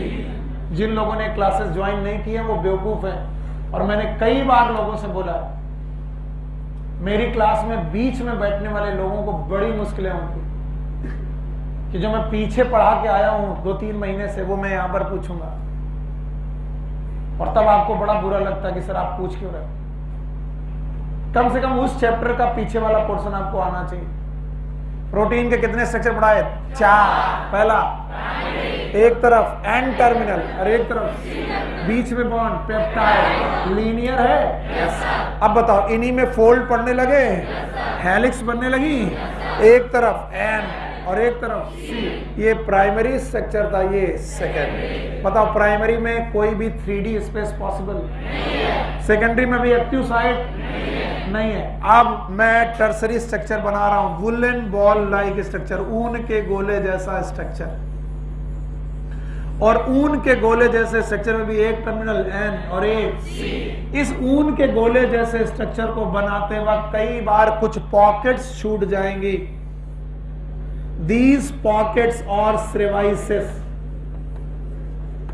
ये पॉकेट या फिर स्रेवाइसिस, इन्हीं को हम लोग बोलते हैं एक्टिव साइट। फिर से बोलो, स्रेवाइसिस का मतलब होता है दरार, दरारें छूट गई या पॉकेट छूट गई, इन्हीं को बोलते हैं एक्टिव साइट। और इन एक्टिव साइट पे आके कौन जुड़ेगा? सबस्ट्रेट। और सबस्ट्रेट किसमें कन्वर्ट होगा? प्रोडक्ट। तो रिएक्शन के रेट को ये घटाते हैं कि बढ़ा देते हैं? देख लो ध्यान से। पर जब मैं प्राइमरी, सेकेंडरी और टर्सरी स्ट्रक्चर को डिस्क्राइब करने लगता हूं तो इनमें केवल कौन से बॉन्ड मैंने पढ़ा रखा? इनमें पेप्टाइड तो होंगे क्योंकि प्राइमरी है, और सेकेंडरी भी। तो बताओ पेप्टाइड के साथ साथ हाइड्रोजन बॉन्ड भी आ गए और हाइड्रोजन बॉन्ड इनको स्टेबल करने लगे सेकेंडरी में, और इनमें पेप्टाइड, हाइड्रोजन, डाइसल्फाइड, 3 प्रकार के बॉन्ड हैं। खैर इनमें भी कौन से बॉन्ड हैं? हाइड्रोजन, और हाइड्रोजन बॉन्ड की वजह से इनका 3D स्ट्रक्चर मेंटेन है, यस और नो? अब बताओ, hydrogen bond are the strong bond की वीक, कम से कम आयनिक बॉन्ड और कोवेलेंट बॉन्ड से तो ये कमजोर हैं, यस और नो?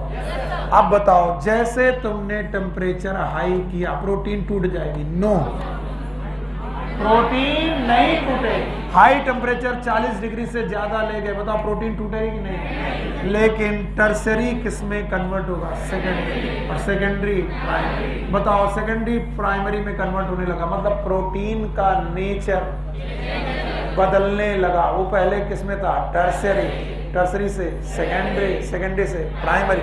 इसका मतलब एंजाइम का होने लगा डीनेचुरेशन। फिर से बोलो, बताओ, डीनेचुरेशन में प्रोटीन के पेप्टाइड बॉन्ड टूट गए?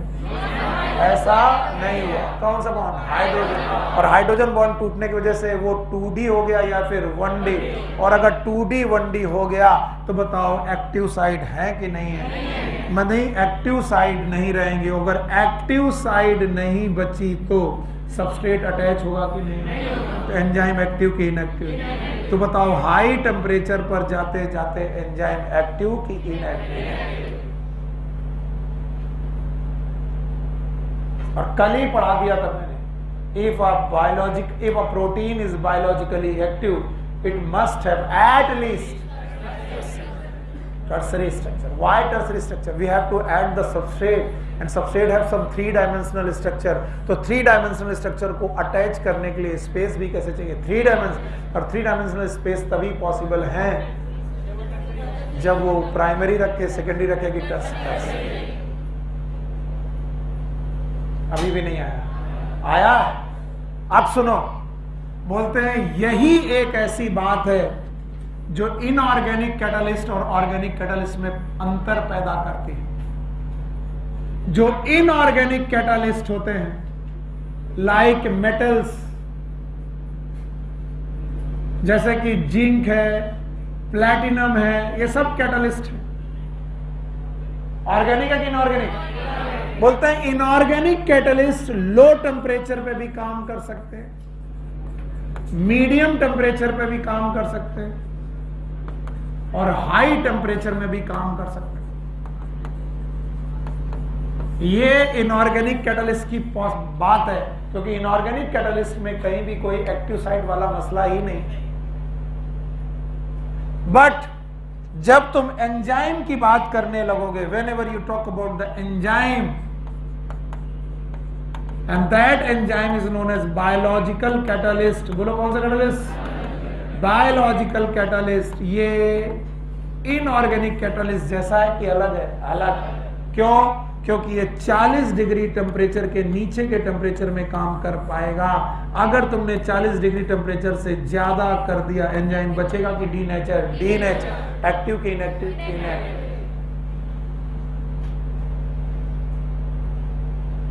इतना एनसीईआरटी पढ़ाने के बाद उसे सुध आती है, उसे सुध आती है एनसीईआरटी को कि if any organism is living, please मेरी मदद करिए।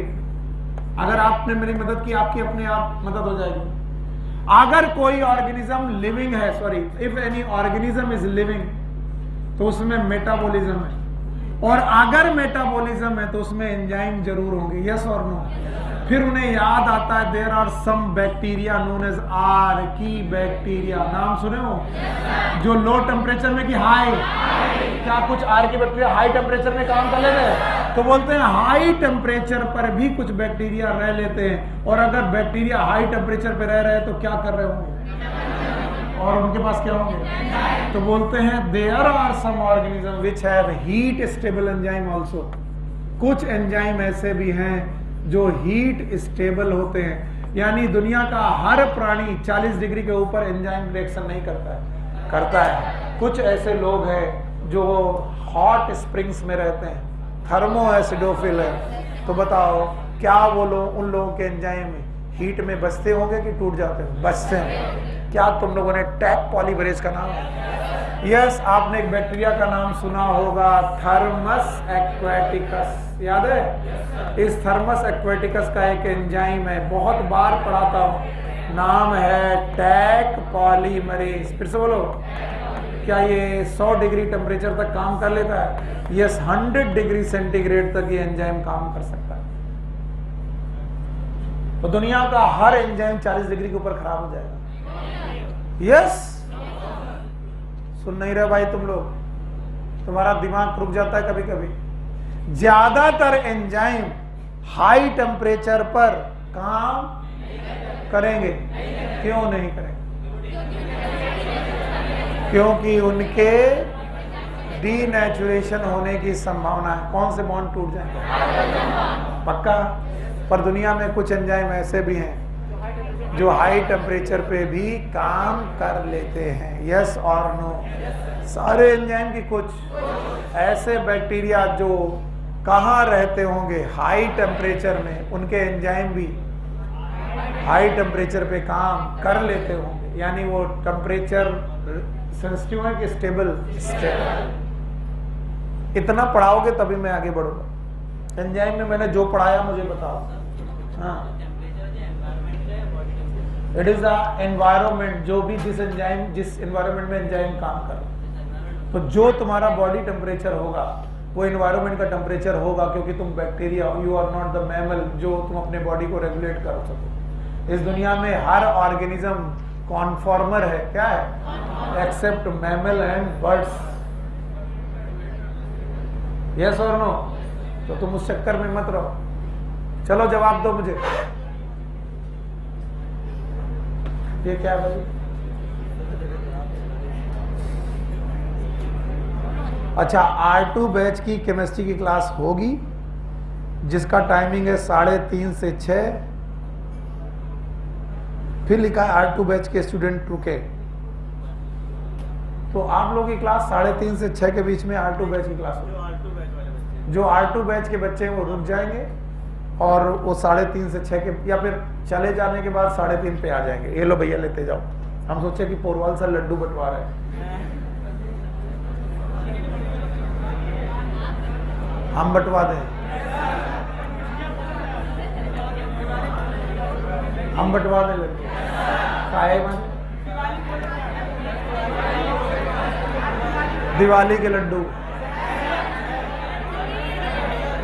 तुम में से एक बंदा भी सिलेक्ट होकर दिखा दे, मैं पूरे मोहल्ले को लड्डू बंटवाऊंगा। पूरे शहर को नहीं, मोहल्ले को। मोहल्ले में 4-5 लोगों से मेरी बनती नहीं है उनके यहाँ नहीं बंटवाऊंगा। बच्चे कितने? एक आदमी केवल हमसे बात करता है। हम हेल्दी नहीं है। यस, WHO की डेफिनेशन याद है? Physical, emotional, psychological, social. मेरी सोशल हेल्थ अच्छी बताओ, मेरे जैसे आदमी की सोशल हेल्थ अच्छी हो भी कैसी सकती है? 3 कारण बता रहा हूं। आप ट्रेन में जा रहे हो, आपने एक आदमी देखा जिससे आप कभी नहीं मिले, कभी आपने जाना ही नहीं, और वो चुपचाप बैठा है, आपसे उसने कोई बदतमीजी नहीं की, फिर भी आपको बड़ा उससे इरिटेशन होता है कि ये क्यों बैठा है। कभी फील किया है? आप कहीं पर जा रहे हैं, अचानक आपको कहीं पर कोई आदमी मिल गया जिससे आपने कभी नहीं देखा, कभी मिले नहीं, लेकिन पहली बार देख रहे हो, देखते ही फूसट मन ऐसा लग रहा है मुक्का मार। मेरे अंदर के मेरे चेहरे की यही खास बात है, मुझे लोग देखते ही घृणा करते हैं। पहली बार जैसे ही मुझे लोग देखते हैं कहते हैं ये आदमी पढ़ाएगा, इससे अच्छा मैं बायोलॉजी छोड़ दूं। और उसके ऊपर मैं डंडे वंडे मारने लगता हूं। तो जैसे आदमी पहली बार मिलता, 2-3 डंडे धर दिए, बोले कि भैया चलो यार ये आदमी ठीक नहीं। तो कुछ सोसाइटी में लोग मुझे देखकर अचानक गुस्सा आ जाते हैं। Maybe I am not good looking, not maybe not soothing to eyes. कुछ लोग बड़ा आईज के लिए बड़े सूदिंग होते हैं, देखने में बड़ा अच्छा लगता है।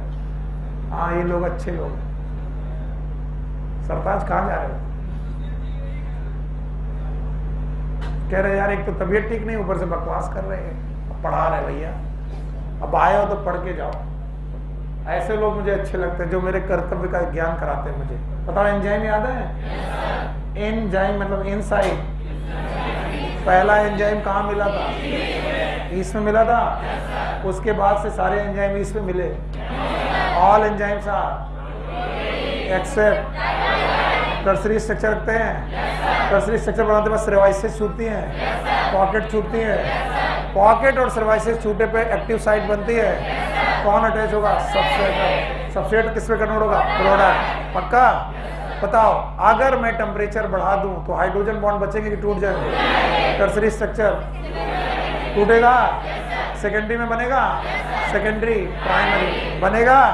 और बताओ एक्टिव साइट बचेगी कि टूट जाएंगे? तो अगर टेम्परेचर बढ़ाओगे तो enzyme active. Inorganic catalyst low temperature high temperature दोनों पे काम करते हैं, लेकिन ऑर्गेनिक कैटलिस्ट यानी बायोलॉजिकल कैटलिस्ट केवल लो टेम्परेचर 40 डिग्री से कम। क्या दुनिया का हर एंजाइम 40 डिग्री से कम पे काम कर रहा है? कुछ लोग ऐसे जो हाई टेम्परेचर पे रहते हैं वो थर्मो स्टेबल एंजाइम प्रोड्यूस करते हैं। सर कुछ भी हो, आप मुझे ये बताइए कि एंजाइम एक्चुअली करता क्या है और कैसे करता। ध्यान सुनना, एंजाइम रिएक्शन में नेवर यूज्ड, ये कभी भी यूज्ड नहीं होते, खत्म नहीं होते रिएक्शन में। एंजाइम कभी भी रिएक्शन में यूज्ड अप नहीं होते, खत्म नहीं होते, केवल उस रिएक्शन को होने देते हैं and they increase the rate of reaction.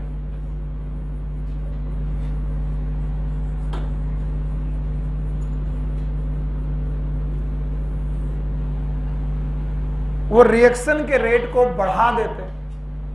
और जब उन्होंने रेट ऑफ रिएक्शन लिखी तो अचानक उन्हें लगा कि ये तो बायोलॉजी है और पता नहीं बच्चा रिएक्शन समझता है कि नहीं, तो वो टाइप ऑफ रिएक्शन पढ़ाने लगे। तो जो आपकी सेकंड टॉपिक है उसमें लिखा होगा केमिकल रिएक्शन, मैं उसी टॉपिक को रिएक्शन के नाम से पढ़ा रहा हूं। बोलते हैं reactions are of two type. कुछ रिएक्शन जिन्हें हम लोग बोलते हैं फिजिकल रिएक्शन,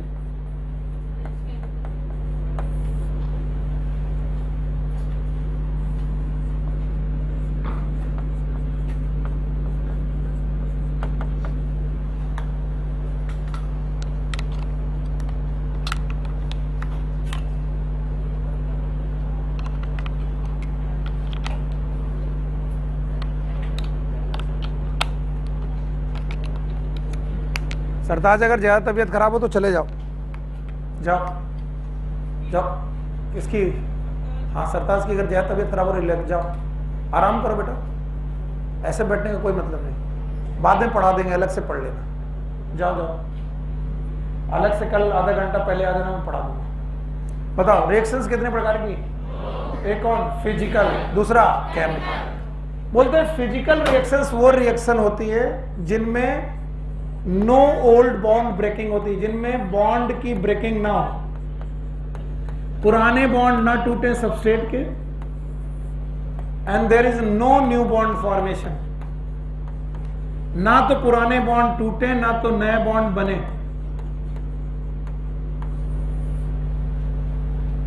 ऐसी रिएक्शन जिसमें ना तो पुराने बॉन्ड टूटे ना तो नए बॉन्ड बने, ऐसी रिएक्शन को बोलते हैं फिजिकल रिएक्शन। जैसे चेंज इन शेप, अगर आप कोई प्रोडक्ट लाते हैं और उसका शेप चेंज कर दें, आप मिट्टी लें उसका शेप चेंज कर दें, पुराने बॉन्ड टूटे नए बन गए? नहीं। चेंज इन शेप करना एक फिजिकल रिएक्शन है। Change in state, state change होना, पानी कभी बर्फ बन गया कभी वेपर बन गया। बताओ चेंज इन स्टेट है। बताइए फिजिकल की chemical? Physical. These are known as physical reactions. आप बहुत अच्छी तरीके से सीखते हैं, जानते हैं। There are some reaction in which old bond they break, old bond की ब्रेकिंग हो जाती है and then new bond formation होते हैं,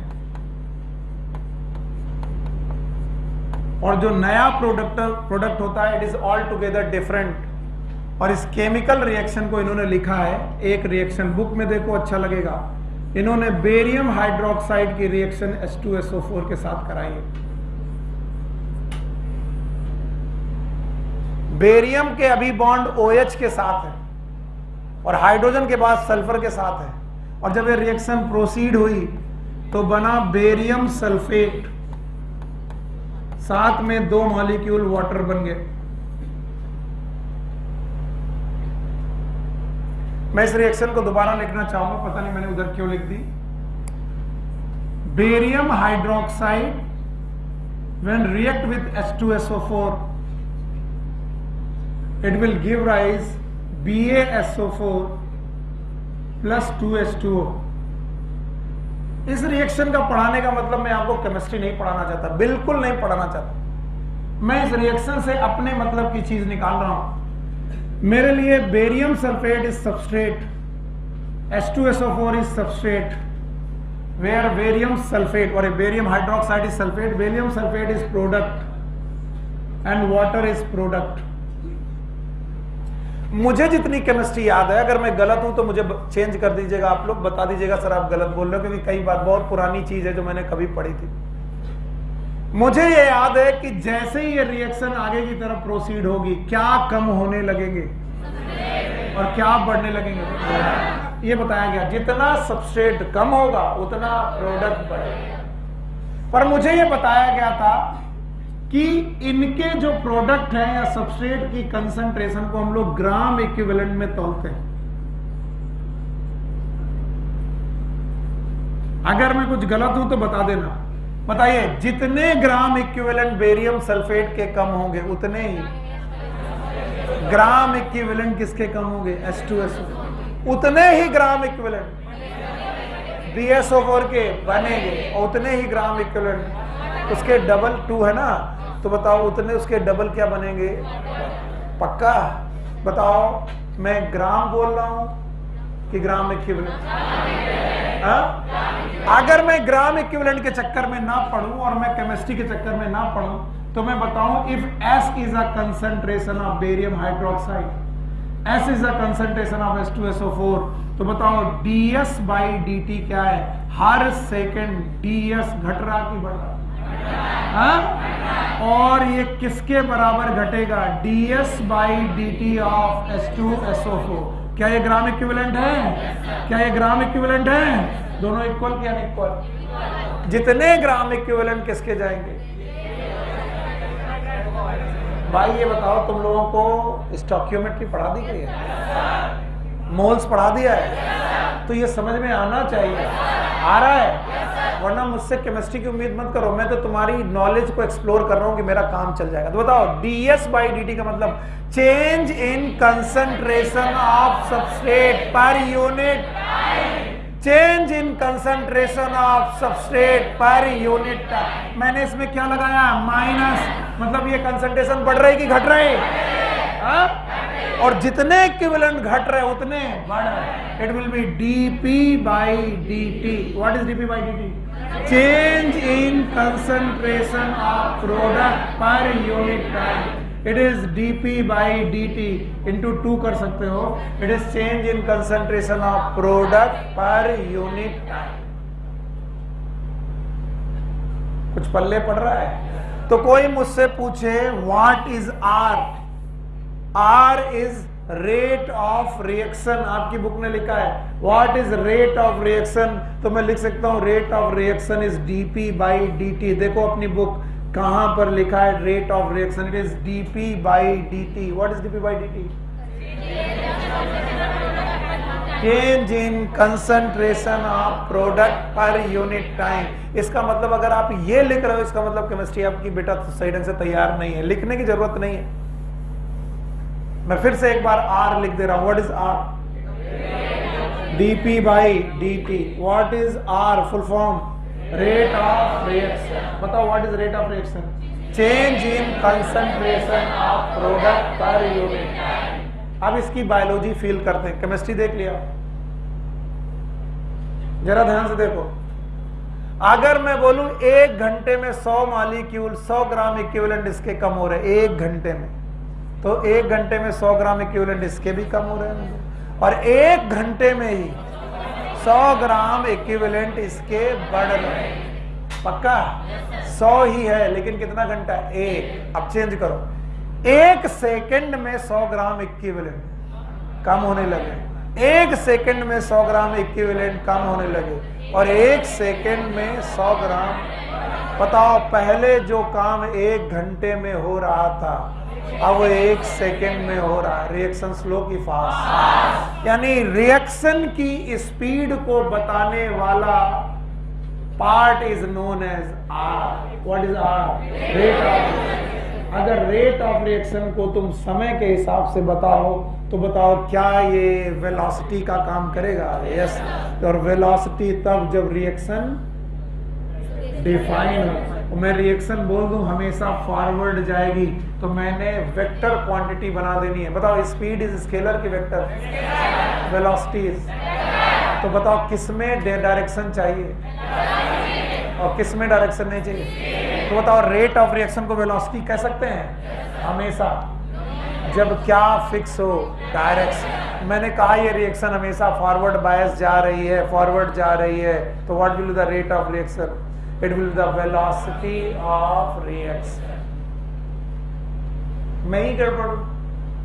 बताओ, 1 घंटे में 200 मॉलिक्यूल बनते थे, अब 1 सेकंड में 200 मॉलिक्यूल बन रहे। बताओ कब वेलोसिटी बढ़ गई?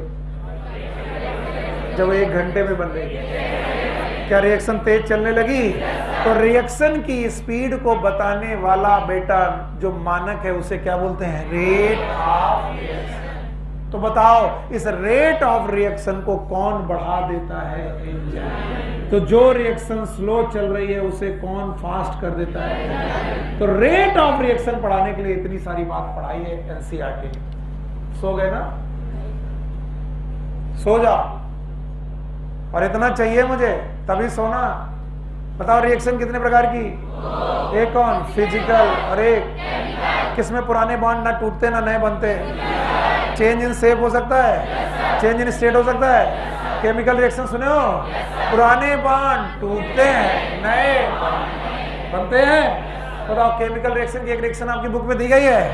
बताओ, what is BaOH2 barium hydroxide दी गई है। रिएक्शन से उतना मतलब नहीं जितना इस बात से मतलब है कि कौन रिएक्ट कर रहा, सबस्ट्रेट, क्या बन रहा, प्रोडक्ट। रेट ऑफ रिएक्शन बता पाओगे? It is -ds/dt। What is -ds/? Change in concentration of substrate per unit. पक्का?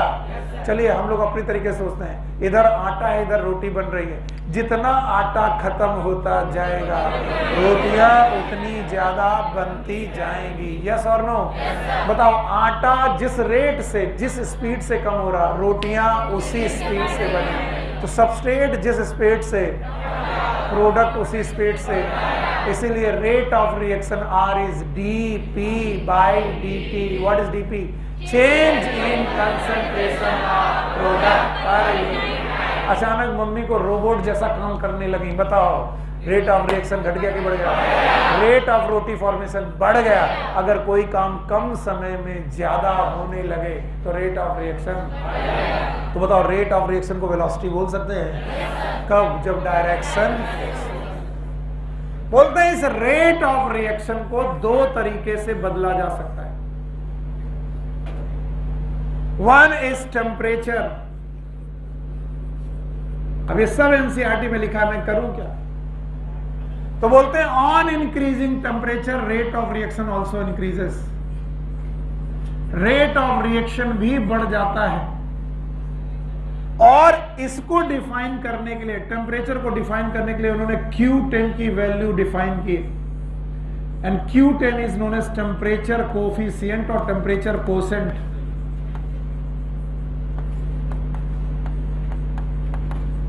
आपकी बुक में टेम्परेचर कोसेंट नहीं दिया लेकिन इसकी डेफिनेशन दी है।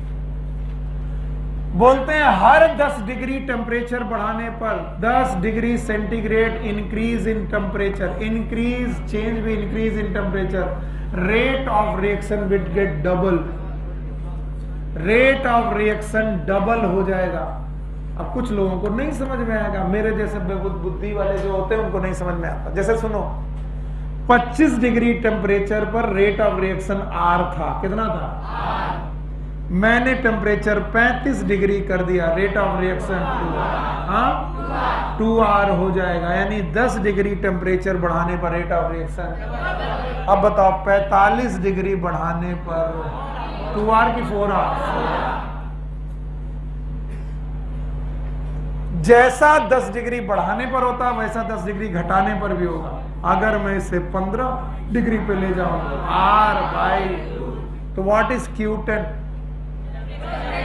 अगर 10 डिग्री टेम्परेचर बढ़ाया जाए तो रेट ऑफ रिएक्शन डबल, और अगर 10 डिग्री घटाया जाए on increasing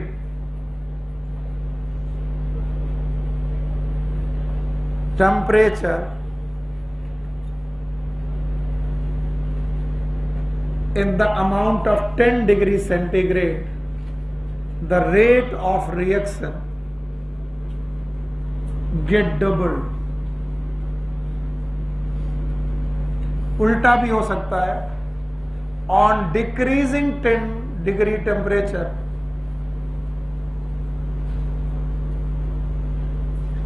rate of reaction it get half. और इस चीज को Q10 बोलते हैं। Q मतलब कोसेंट, 10 मतलब 10 डिग्री। 10 डिग्री टेम्परेचर बढ़ाने पर रेट ऑफ रिएक्शन कैसे घटती और बढ़ती हैं, उसका एक कारण टेम्परेचर हो सकता है। क्या हो सकता है? टेम्परेचर।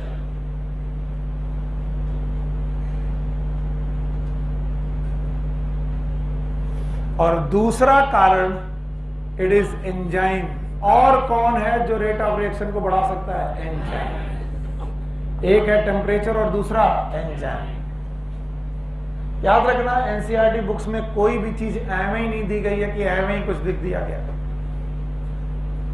वो पहले आपको रेट से परिचय करा रहे हैं, और जब आप रेट से परिचित हो जाओगे तो फिर वो एंजाइम से परिचित कराते हैं, और फिर बताते हैं कि एंजाइम क्या करता है। एंजाइम रिएक्शन में पार्ट नहीं लेता, यूज नहीं होता, फिर भी वो रेट ऑफ रिएक्शन मतलब स्पीड ऑफ रिएक्शन को घटाता है कि बढ़ा देता है। चलो हटाएं इसे। सुनने में तो आ ही नहीं रहा।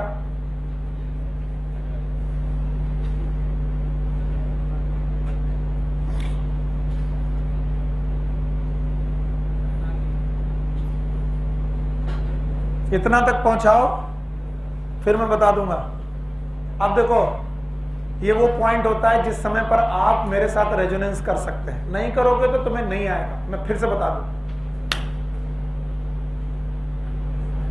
एंजाइम की पहली कहानी हो गई कि वो 1D है, 2D है कि 3D है, प्राइमरी है, सेकेंडरी है कि टर्सरी है, हाई टेम्परेचर पे क्या होगा, लो टेम्परेचर पे क्या होगा, उसे हटा दो। दूसरा पॉइंट जो मैंने पढ़ाया, बोला रेट ऑफ रिएक्शन को एंजाइम हटाते हैं कि बढ़ाते हैं। फिर बुक को लगा कि रेट ऑफ रिएक्शन भी तो पढ़ाना चाहिए बच्चों को, तो रेट ऑफ रिएक्शन पढ़ाने के पहले उन्हें रिएक्शन पढ़ानी पड़ी। क्या पढ़ानी पड़ी? रिएक्शन। उन्होंने कहा रिएक्शन कितने प्रकार के? एक कौन? अरे जिसमें पुराने बॉन्ड टूटे नहीं, नए बने नहीं, जिसमें पुराने टूटे नए बने। हाँ बताओ, इसमें चेंज इन शेप और चेंज इन स्टेट है। इनमें पुराने बॉन्ड टूटते हैं और नए बने। उन्हें कोई भी एक रिएक्शन लिखनी थी, एक लिख दी उन्होंने। जरूरी नहीं वो रिएक्शन रट्टा मारी जाए, पर उस रिएक्शन में दो साइड हैं, एक सबस्ट्रेट और एक। और किसी को रिएक्शन भी रट्टी है तो मान लो बेरियम हाइड्रोक्साइड H2SO4, जरूरत नहीं है। मैं यूं भी लिख सकता हूं कि एक A प्लस B ये मिलकर C प्लस D बना रहा है, इतना भी ठीक है। ये क्या है? ये क्या है? ये कम की ज्यादा, और ये जिस स्पीड से ये कम हो रहा है उस स्पीड से पक्का। ये आटा, ये रोटी, जिस स्पीड से रोटी आटा कम हो रहा, रोटी। मैंने बोला rate of reaction is dP/dt, पर सेकंड कितना प्रोडक्ट बन रहा। क्या ये रेट ऑफ रिएक्शन है? यस। तो पहले इससे फील कर, what is rate of reaction, कितने समय में कितना प्रोडक्ट बन रहा, दैट इज। अगर कम समय में ज्यादा तो स्पीड, अगर कम समय में कम तो स्पीड, ज्यादा समय में कम तो भी और कम। नहीं आया? यानी रेट ऑफ रिएक्शन को बताने के लिए क्या चाहिए? Temperature and constant. बोले रेट ऑफ रिएक्शन को दो तरीके से बदला जा सकता है, एक टेम्परेचर घटाकर या बढ़ाकर, दूसरा टेम्परेचर घटाने और बढ़ाने के लिए उन्होंने क्यूटेन बताया। क्या बताया? क्यूटेन। What is क्यूटेन? Yes, with blue T shirt. Yes, बाकी लोग शांत रहेंगे। तुम केवल मुंह चला रहे हो ये समझाने के लिए कि मैंने तुम्हारी तरफ देखा, तुम्हें आता है। सच बता रहे, मैं ही करता था अपने टीचर के साथ, अब आ रहा हूं। मैं जानता हूं अपने बच्चे को, हर बच्चे को मैं जानता हूं। जब मैं इधर उधर देख रहा हूं तो वो इधर उधर बतिया रहा, जैसे मैंने उसकी तरफ देखा। नाम बताओ। हाँ, अरसलान, तुम मुझे बेवकूफ बना रहे हो, अपने आप को बना रहे हो कि एक्चुअली मुझे बेवकूफ बनाना, एक्चुअली किसको बेवकूफ बनाना है? खुद को। अब अरसलान, तुम इस क्वेश्चन का जवाब दो, व्हाट इज क्यूटेन? बाकी लोग शांत रहेंगे।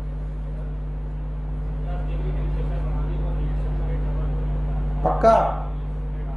What is rate of reaction? DP में डीपी क्या है? सबस्ट्रेट। जब इतने अच्छे बच्चे तो बात क्यों कर रहे हैं? सब मल्टीपर्पज है, 1 सेकंड में 10 काम करता हूं। इतना पढ़ लिया, अब चिल्लाएगा 2-3 बार, तब तक दूसरी बात कर ले। अरसलान बाबू, उम्मीदें हैं तुमसे, बैठो। What is DP by DT? Temperature बढ़ाने पर बढ़ेगा। 10 डिग्री बढ़ाएंगे तो रेट डबल, 10 डिग्री घटाएंगे तो। दूसरा क्या? रेट ऑफ रिएक्शन पे एंजाइम का भी रोल है। अब एंजाइम के रोल को बताने के लिए उन्होंने एक रिएक्शन लिखी है, ध्यान से सुनना, कि एंजाइम रेट ऑफ रिएक्शन कैसे बढ़ा सकते हैं। उन्होंने कहा कि तुम कार्बन डाइऑक्साइड को पानी में घोल दो। नॉन मेटल ऑक्साइड जब भी वाटर के साथ रिएक्शन करते हैं, ऑक्सी एसिड बनते हैं, H2CO3 बनेगा। और अगर ये रिएक्शन बिना एंजाइम के करोगे तो आपको कार्बोनिक एसिड के 200 मॉलिक्यूल मिलेंगे, 200 मॉलिक्यूल पर आवर। 1 घंटे में 200 मॉलिक्यूल मिलेंगे। अगर यही रिएक्शन आप साइटोप्लाज्म में करने लगो, कार्बन डाइऑक्साइड प्लस वाटर, और अगर साइटोप्लाज्म में करने लगे तो एक एंजाइम आ जाएगा, नाम है कार्बोनिक एनहाइड्रेज।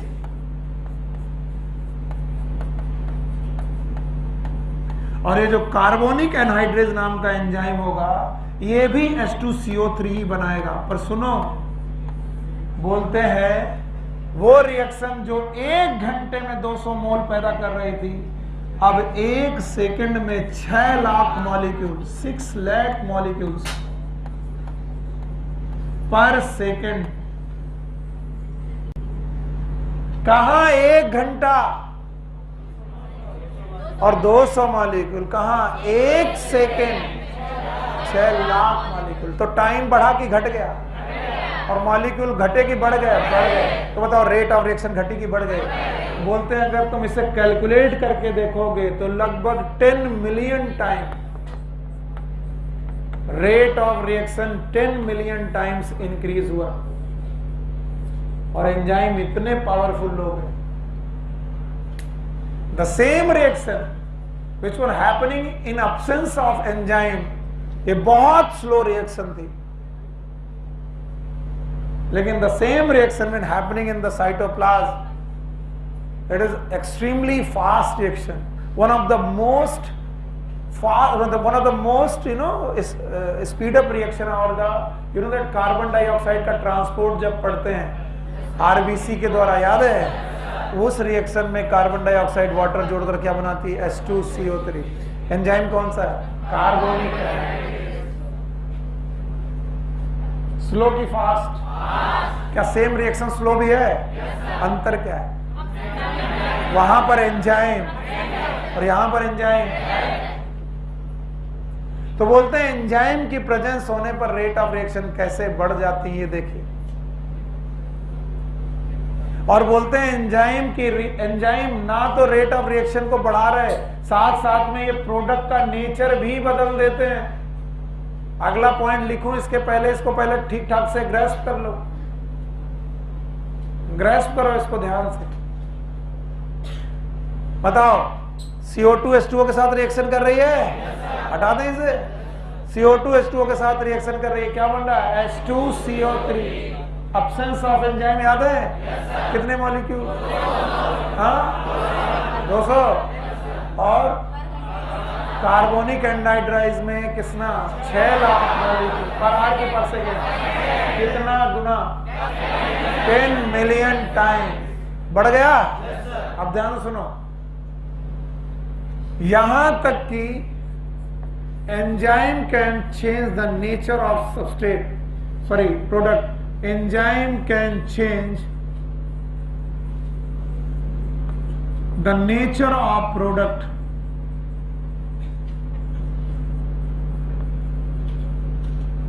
कभी कभी, नॉट ऑलवेज। बोलते हैं एक रिएक्शन है ग्लाइकोलिसिस, बहुत सिंपल रिएक्शन है। लिसिस का मतलब ब्रेकडाउन, ग्लाइको का मतलब ग्लूकोज। इस रिएक्शन में आप ग्लूकोज को ब्रेक कर देते हो पायरुविक एसिड में। Pyruvic acid, it is a 10 step reaction. 10 step की रिएक्शन है। इसके एंजाइम फिक्स है, ये बदलते नहीं है, इसलिए प्रोडक्ट बदलता नहीं है। कौन सा एसिड बनता है? Pyruvic acid. लिख दे पूरा, पायरुविक एसिड। लेकिन पायरुविक एसिड का क्या होगा? ये डिपेंड करेगा एंजाइम पर। किस पर डिपेंड करेगा? एंजाइम। अगर ये पायरुविक एसिड ईस्ट में बन रहा है तो ईस्ट इसे फर्दर बेटा अल्कोहल डिहाइड्रोजिनेज की प्रेजेंस में, अल्कोहल डिहाइड्रोजिनेज की प्रेजेंस में in absence of oxygen further तोड़ देंगे और इसे कन्वर्ट करेंगे C2H5OH प्लस CO2। इसे बोलते हैं अल्कोहलिक फर्मेंटेशन।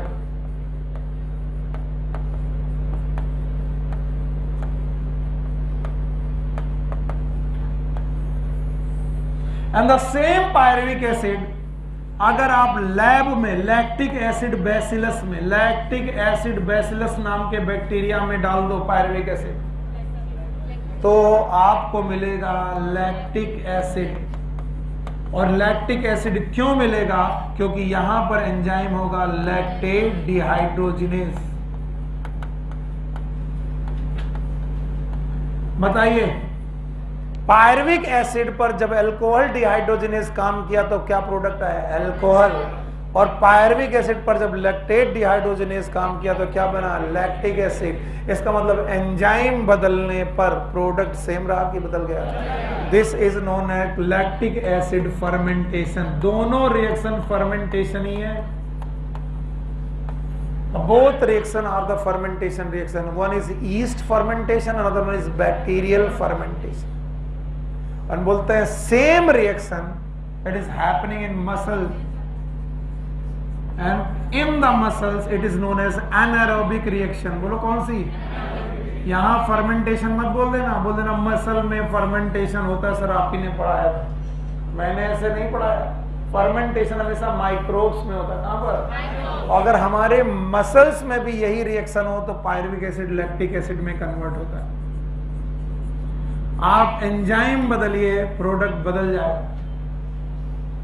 तो एंजाइम की बड़ी खूबी है कि रेट ऑफ रिएक्शन को भी बदल देते हैं और कभी कभी एंजाइम बदलने पर प्रोडक्ट भी बदल जाता है।